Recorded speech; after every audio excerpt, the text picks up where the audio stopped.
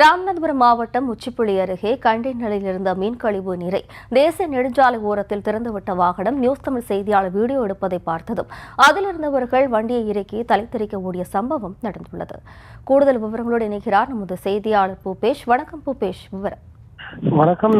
ராமநாதபுரம் மாவட்டம் ராமேஸ்வரம், பாம்பன், மண்டபம் உள்ளிட்ட பகுதியிலிருந்து அதிகளவு பெறக்கூடிய அந்த பேச்சாலை மீன் என்று சொல்லக்கூடிய ஒரு வகை மீனை கேரளாவுக்கு ஏற்றுமதி செய்து வியாபாரமானது தொடர்ந்து நடைபெற்று வருகிறது. அந்த மீனை பதப்படுத்தி கேரளா உள்ளிட்ட பல்வேறு பகுதிகளுக்கு கொண்டு செல்லும் போது அதிலிருந்து வெளியேறக்கூடிய கழிவு நீரை பாதுகாப்பான முறையில் பெட்டிகள் கொண்டு சேகரித்து அப்புறப்படுத்த வேண்டும் என அரசு சார்பில் ஏற்கனவே விதிமுறையானது வகுக்கப்பட்டிருக்கக்கூடிய சூழல்ல தேசிய நெடுஞ்சாலை ஓரம் இது போன்ற கழிவு நீரை திறந்து விடுவதால் விபத்துகள் ஏற்படுவதாக, அவ்வாறு செய்யக்கூடாது என்றும் உறுதியாக அரசு சார்பில் அறிவிக்கப்பட்டுள்ளது.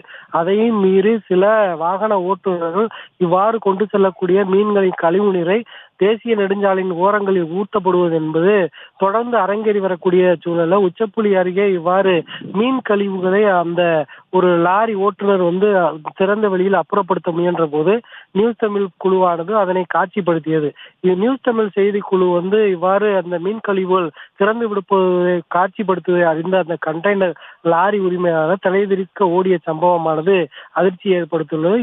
இது குறித்து சம்பந்தப்பட்ட அதிகாரிகள் உரிய ஆய்வு செய்து அங்கு கொண்டு செல்லும் வரை பாதுகாப்பான முறையில் கொண்டு செல்லப்படுகிறதா, இது போன்று அரசின் விதிமுறைகள் மீறப்படுவது குறித்து உரிய நடவடிக்கை எடுக்கப்படுகிறதா என்பது குறித்து ஆய்வு செய்ய வேண்டும். மீன் கழிவுகளை அப்புறப்படுத்துவதில் துரிதமான விதிமுறைகளை கடைபிடிக்க வேண்டும் என்ற கோரிக்கை எழுந்துள்ளது. ராமநாதபுரத்தை அடுத்த உச்சப்புளி அருகே மீன் கழிவுகளை பாதுகாப்பற்ற முறையில் அப்புறப்படுத்த முயன்ற போது நியூஸ் தமிழ் குழுவை பார்த்தவுடன் தலைதெறிக்க ஓடிய சம்பவமானது பரபரப்பை ஏற்படுத்தியுள்ளது. விவரங்களுக்கு நன்றி பூபேஷ்.